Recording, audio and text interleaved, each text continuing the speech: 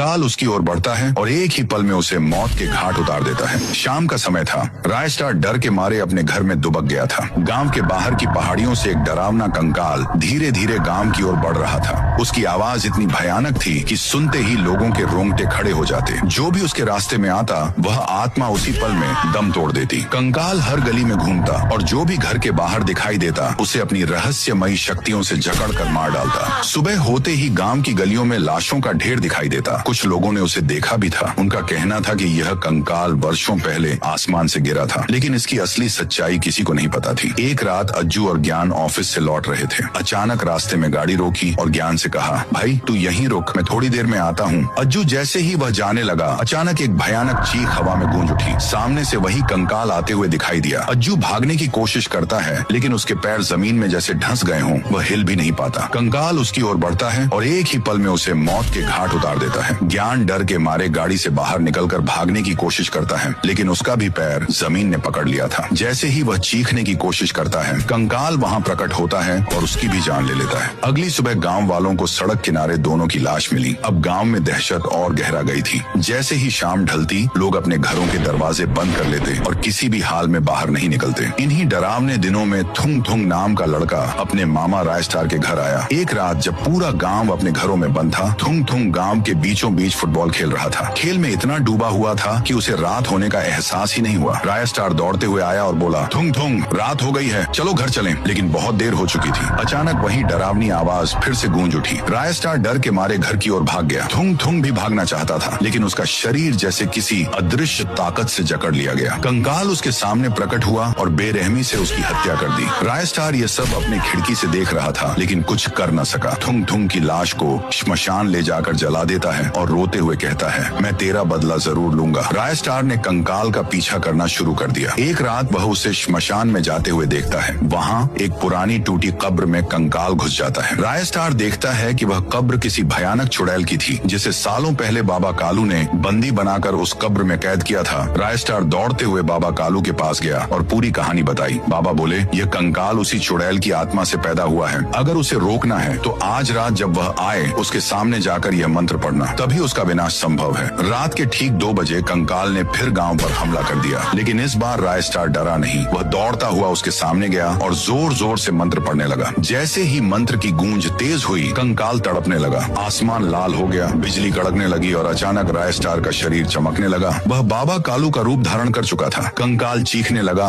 हवा में भयानक कंपन होने लगा और कुछ ही पलों में वह जलकर भस्म हो गया।